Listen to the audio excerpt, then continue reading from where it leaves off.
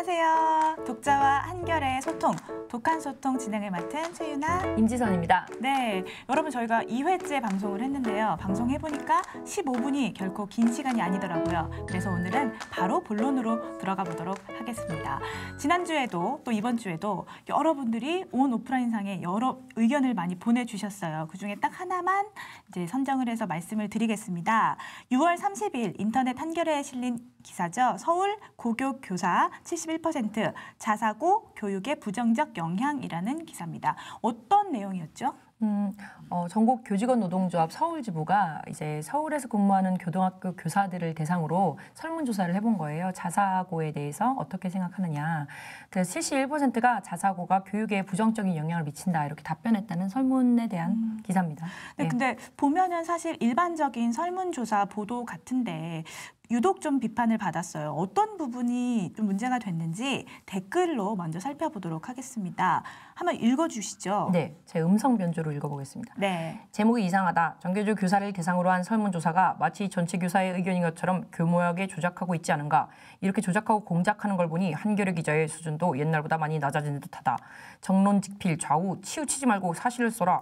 네, 하나만 더 읽어보도록 하겠습니다. 저도 좀 변조를 해보겠습니다. 전교조 서울지부에서 전교조 소속 교사들을 대상으로 조사한 것을 모든 교사들의 의견인 것처럼 호도하시면 안 되죠. 아무리 한겨레와 전교조가 진보적인 가치를 공유한다고는 해도 한겨레는 기본적으로 언론 아닙니까? 네, 이런 내용이었습니다. 그러니까 독자분들이 지적해 주신 거는 이 부분인 것 같아요. 전교조만 대상으로 조사를 해놓고 왜 서울 전체 교사를 대상으로 조사를 한 것처럼 호도하느냐인데 사실인가요? 네. 일단 지금 유튜브에서 음성 변조 실패했다고 지금 지적이 많이 들어오고 있어서 정말 심심한 사과를 드리고요. 일단 지금 말씀하신 내용, 독자분들이 지적하신 내용은 그게 아닙니다.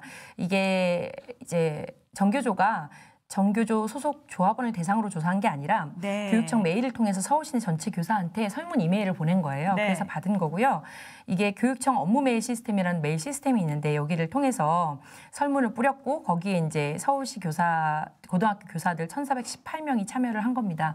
기사에도 이 1,418명이 구성이 뭐 일반고 몇 명, 특성화고 몇 명, 자사고 몇 명인지 이렇게 밝히고 있고요. 네, 그러니까 저도 이 기사를 좀 준비하는 것 때문에 봤는데 기사 내용보다는 약간 부제가 오히려 혼선을 약간 준 면이 있다라는 생각이 들었어요. 부제를 간략하게 소개를 해드리면 전교조 서울지부 교사 1,418명 설문 이렇게 돼 있거든요. 그러니까 이게 전교조 선생님들을 대상으로만 한 것인지 아닌지 전교조가 했다는 건지 약간 모호하게 돼 있었던 측면이 좀 있었습니다. 네, 그래서 일단 부제를 쉼표를 하나 찍었어도 조금 더 그럼 혹시 이해에 도움이 됐을까 싶어가지고 전교조 콤마하고 서울교 고교교사 1,418명 설문으로 일단은 바꿨어요. 바꿔봤는데 이게 또 이런 측면이 있을 수 있어요. 교사가 몇 명인데 1,400명 하고 서울 고교교사의 71%가 이렇다고 할 수 있냐.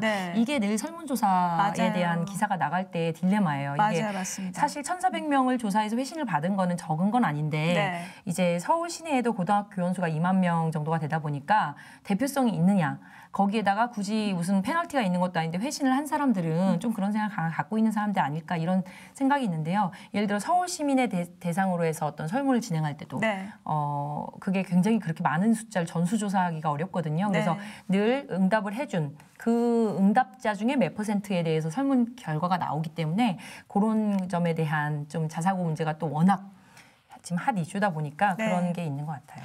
자사고 얘기를 좀 해볼까요? 네, 좀 해주시죠. 안 그래도 독자센터에도 많이 의견이 들어왔죠. 이게 워낙 지금 자사고가 대통령 공약사항으로 자사고를 이제 폐지하겠다는 입장을 정리를 했었지만 실제로 지금 이루어지는 차원은 자사고 하나하나의 재지적 문제에서 격돌을 하고 있기 때문에 워낙 첨예하고 또 이제 주장들이 각자가 굉장히 분명한 것 같아요. 바로 대학이 걸려 있잖아요. 그리고 또 자사고에 들어가는 과정에서 이제 입시를 언제부터 준비한다, 이거에 대해서 어떻게 앞으로 대비해야 된다라는 것들이 아래 학년들부터 쭉 있었기 때문에 그게 다 흔들리는 문제이기 때문에 입장들이 굉장히 명확해요. 그래서 사실 이 기사를 지금 교육부의 양선아 기자, 최현영 기자가 쓰고 있는데 이 기자들이 정말 여러 사람을 만나고 얘기를 듣고 공부를 하고 밤 늦게까지 기사를 작성하고 현안들이 어떻게 굴러가는지를 보고 있는데 네. 각자들도 굉장히 괴로워하고 고민이 많이 된다는 지점들을 얘기하고 있어요. 그래서 오늘은 양선아 기자가 자기 페이스북에다가 올려놓은 자기 고민도 좀 네. 가져와 봤어요. 네, 뭐라고 쓰셨던가요? 나는 어디에 서 있고 어떤 기사를 써야 하는지 고민하고 있다라고 하면서 자신이 기사 자사고 이제 특히 상상고 재지정 취소 기사 같은 것들에 쓴 댓글들을 좀 옮겨왔었는데요. 네. 몇 개 읽어드릴까요? 네, 네네. 간단하게 해주시죠. 네, 기자님께서는 지잡고 지잡대 나오셨죠? 태어난 곳이나 성장한 곳도 지잡동? 그리고 양선아 기자니까 선아야 솔과 일반고 나오니까 특목 나온 동기에 열등감 있지? 자사고 없으면 그 집 애들은 국내 학교 다닐 거 같니? 절대 안 가. 뭐 그리고 뒤에 욕도 있고요. 예. 이런 식으로 굉장히 이제 뭐 혐오 표현까지 담은 네. 의견들이 전달이 되고 있어요. 네. 그래서 어쨌든 이 자사고는 지금 계속해서 발생하고 있는 현안 플러스 교육을 어떻게 볼 것인가에 대한 이제 철학이 담겨 있는 문제이기 때문에 네, 맞습니다.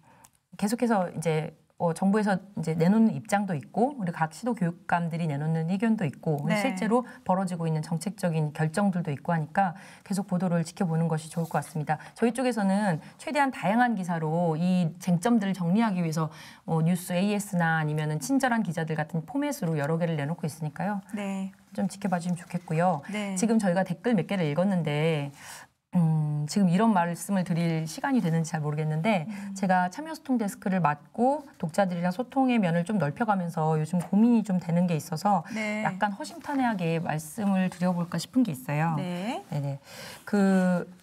지금도 몇 개만 읽었는데도 굉장히 격한 표현들 그리고 이게 과연 정말 한겨레가 어떤 방향으로 기사를 쓰는지 대해서 고민을 같이 하고 싶어서 얘기를 하는 것인지 아니면 한겨레 망해라.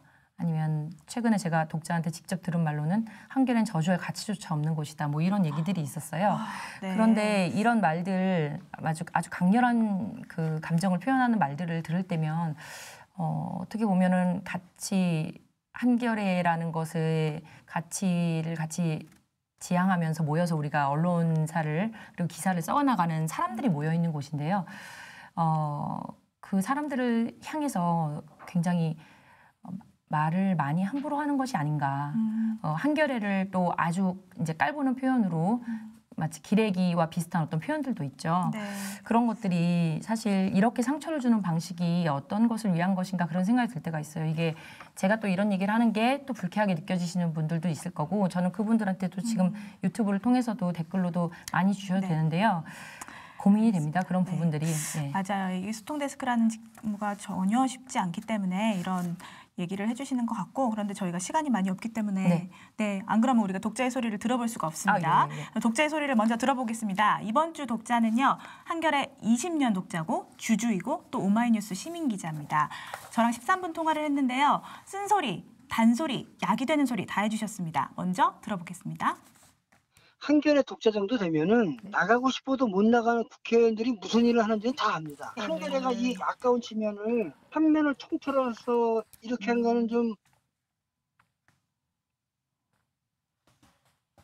네, 지난주 토요일자에 실린 기사 원고인데요. 국회의원이 사는 법이라는 원고였어요. 그러니까 이 독자분이 해주고 싶은 말씀은 한겨레 지면이 다른 신문보다 좀 적기 때문에 아껴서 읽는데 별로 그렇게 엄청 모르는 게 실려있지도 뉴스가 있지도 않은데 한 페이지를 다 털어서 쓴다? 좀 과하지 않느냐라는 지적이셨습니다. 예, 지금 이게 토요판인데요. 저희는 토요판이라는 이름으로 토요일자를 준비를 하고 있는데 언론사, 그러니까 특히 신문사 중에서 굉장히 선도적으로 저희가 내놓은 포맷이에요. 이제 월요일부터 금요일까지 뉴스를 소비하던 방식과 달리 좀 더 긴 호흡으로 기사를 그쵸. 접하자라는 또 당사자라는 게 또 다르죠. 네네. 그리고 칼럼도 이번 칼럼 같은 경우는 검사일 당시에도 당사자로서 현직 검사가 말하는 수사 제대로 받는 법이라는 이제 글을 기고한 뒤 검사 옷을 벗게 됐던 금태섭 현 의원이 이제 의원으로서 의원이 사는 법에 대해서 이제 얘기를 하는 건데요. 이 이 금태섭 의원이 워낙 좀 위트가 있고 재밌게 얘기를 하는 분이다 보니까 네. 약간 돌려서 사실은 굉장히 잡다한 걸 얘기하는 것 같은데 그 속에 진위는 국회 빨리 문 열어야 된다. 이 얘기를 한 그런 그쵸. 칼럼이었습니다. 네. 앞으로는 그러면 어떻게 하면 이 한 면짜리 기사를 조금 더 내실 있게 쓸 수 있는지 고민을 좀 더 하게 되겠죠.